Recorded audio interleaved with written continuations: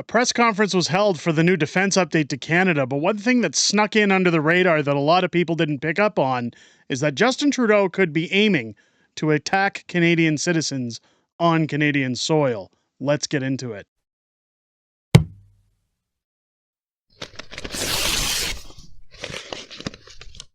Oh, yeah! What's going on, ladies and gentlemen? Welcome back to the Fringe. Justin Trudeau abused the Emergencies Act. We know that. We knew that from the Freedom Convoy. We seen his excessive force that went against many truck drivers as well as protesters that were simply out in Ottawa peacefully. Granted, they were plugging up streets to protest lockdown measures. Protesting is a fundamental right in our country, or at least it used to be. Now, if you're not part of those anti-government protests, you're allowed to run through the streets, you're allowed to cause bridges to be upheld, you're allowed to, you're given coffee from police officers. But a new defense update coming forward is very alarming as to what Canadians should be expecting from its government. Now, I want people to keep this video as a grain of salt, that this is mere speculation based on a comment made by Justin Trudeau at a press conference. But I want to go over what it is that I'm a little nervous about, and maybe Canadians should be as well. Let's take a look here from this article of the National Post. I want to break down what this defense update was said to include, but then some things that aren't talked about in this National Post article that, again, I found very alarming. It's an ambitious policy that puts focus on the Arctic, shows a commitment to meeting NATO targets, and looks to build a more resilient military. And the military in Canada is very underfunded because, well, they're all in the Ukraine. But I've been saying for months that if you're going to fund anything in the military, you should be giving our veterans better benefits. But let's take a look at what Bill Blair and Justin Trudeau have put forward. It says a month ago, the Liberal government was looking to cut defense spending by $2.5 billion over the next 3 years. Yet such austerity was off the table on Monday when it released its updated defense policy, which pledges $73 billion over the next 20 years. It's an ambitious policy that puts the focus on the Arctic, shows a determined commitment to meeting the NATO target of spending 2% of GDP on defense, and puts in some solid work on creating a framework for building a more resilient military. Sounds good, right? Sounds about right. Par for the course. If the government can follow up on its commitments, and if is carrying a lot of weight here, then the new policy, our North Strong and Free, is a welcome boost to a Canadian military that is in desperate need of it. I agree. It was only last year that Vice Admiral Angus Topshee, commander of the Royal Canadian Navy, said that the Navy was in a critical state. And in September, General Wayne Erie, chief of the defense staff, was decrying Liberal defense cuts and telling MPs of the dire need to ramp up artillery shell production in this country. Russian President Vladimir Putin's invasion of the Ukraine has served as a reminder to politicians that the world is a troubled place and that a strong and modern military is a good insurance policy in dangerous times. I want to get past all the introductories, because let's get into what the policy actually is. It updates pledges of billions of dollars to sweep the Arctic resources, including early warning aircraft, long-range missile capabilities, maritime sensors to carry out ocean surveillance, new satellite ground station, and support hubs, with the intention of establishing a greater year-round presence in the North. Again, all sounds reasonable. So where do we have the problem? It says also that the government will explore options, skip down there, for renewing and expanding its submarine fleet. At a press conference, Trudeau was asked about buying nuclear submarines and refused to rule out that option. That is certainly what we will be looking at as to the type of submarine that is the most appropriate for Canada's responsibility in patrolling the longest coastline in the world, he said. Canada has 4 second-hand subs that spend longer out of water than in it. It goes into talking about the money again.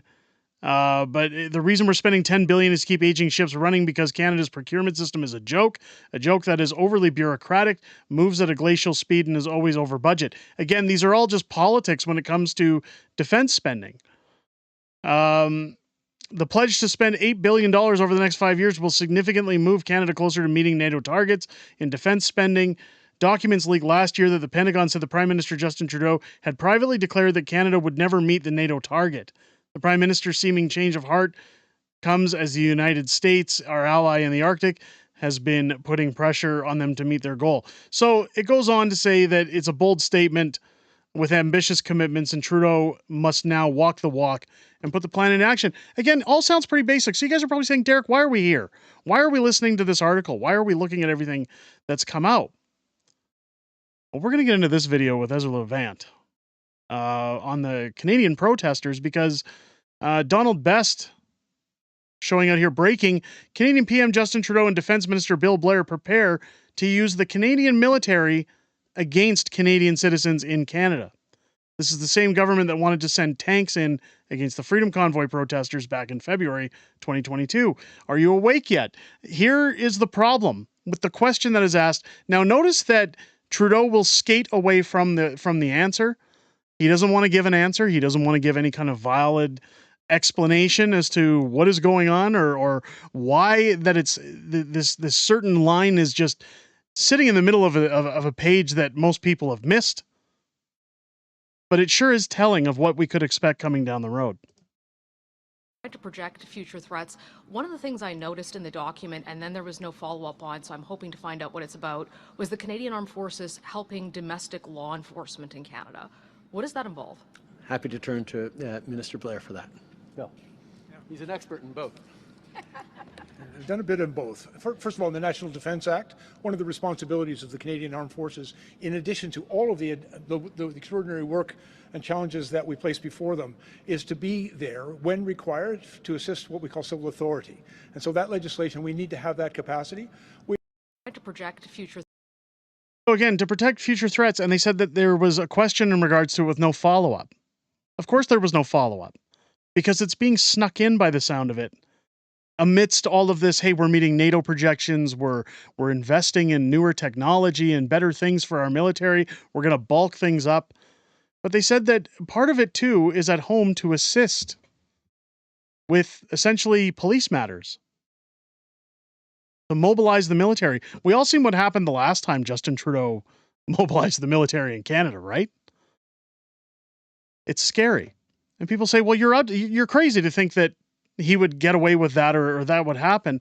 Well, I don't know about that. Now, it's a little soon from this being done, but I want to divert your attention here to what Ezra Levant shows going up in Alberta. Now, I had spoken about the carbon tax protest to great extent last week, and had mentioned the protest that was going on near this Petro-Canada station just outside of Calgary. Many people in the comments had said that there was a different protest that they thought I was referring to. This is the one I was actually talking about. But you'll see here, and again, I was unaware of that other protest. They could be all along the highway, folks. So where one person thinks one is, there could be multiples. Police are spying on Albertans peacefully protesting against Trudeau's carbon tax. They've set up a surveillance trailer 500 yards from the protesters to monitor them and likely build a database of protesters using recognition software, facial recognition software. That's creepy. That's really creepy to think that that's going on. Let's take a look at what Ezra has to show here.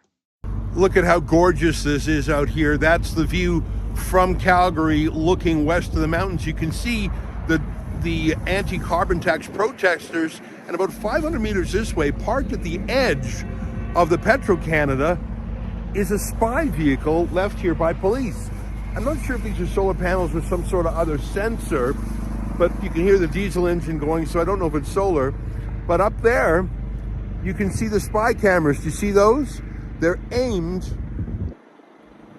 at the protesters. They're spying on them, folks. Look at how... Oh, this is very concerning. This is... I'm lost for words. We've all seen, again, footage that we've shown on this channel. If you're on social media, I'm sure you've seen other footage of the RCMP showing their presence at this particular protest, brandishing, we'll say, motivation to step back. That, again, this is all speculation. But when you hear things like this, when you hear things from Trudeau that, hey, we noticed in this report and there was no follow-up to our questions about using the military at home, using the military to assist in the needs of assisting at home. I don't think we're going to see the military being used in Toronto. I don't think we're going to see the military being used when it's a protest to support the Ukraine. I think it's for protests like this. Again, we have a history of that now. We have a history of that, and that is what's got me spooked, thinking that Canadians could possibly, speculatively, in the near future, be under attack from Justin Trudeau. A lot of people have speculated that as we go into 2025, we get closer to an election, that Trudeau is somehow going to manipulate the election, that he's going to find a way to call it for later, that he's going to delay, that he's going to find a reason to stall, essentially, and maintain his position as prime minister. Now, I don't know about those things, but when you start to line up, if it walks like a duck and talks like a duck, this is definitely one of those things that's telling me it's a duck. But let me know what you guys think down below in the comments. Do you think that we're soon going to see the military used against Canadian citizens?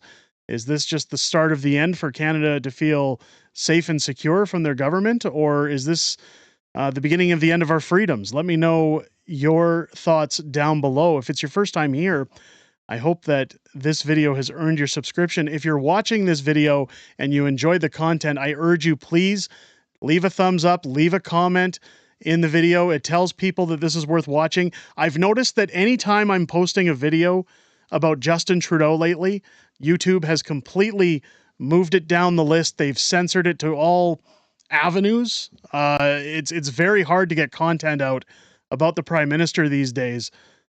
Some channels are having an easier time than others, but there's definitely something fishy going on YouTube that's making me question what we may expect as we get closer to an election. So any help you guys can provide with sharing, with thumbs up, with comments, it's very much appreciated. Again, subscribe if you haven't already. Just to make sure that you're being updated when content drops from this channel. And join us live every Friday at 6 p.m. Pacific, 8 p.m. Central for Friday Night Fringe, our live stream show where we're going to go over things like this and have a little bit of back and forth with the community. It's always great to chat with you guys outside of making these videos, and I always look forward to sitting down and listening to what each and every one of you have to say. Aside from this very disturbing news, I hope you guys have a great rest of your day and enjoyed this video. I'll catch you on the next one.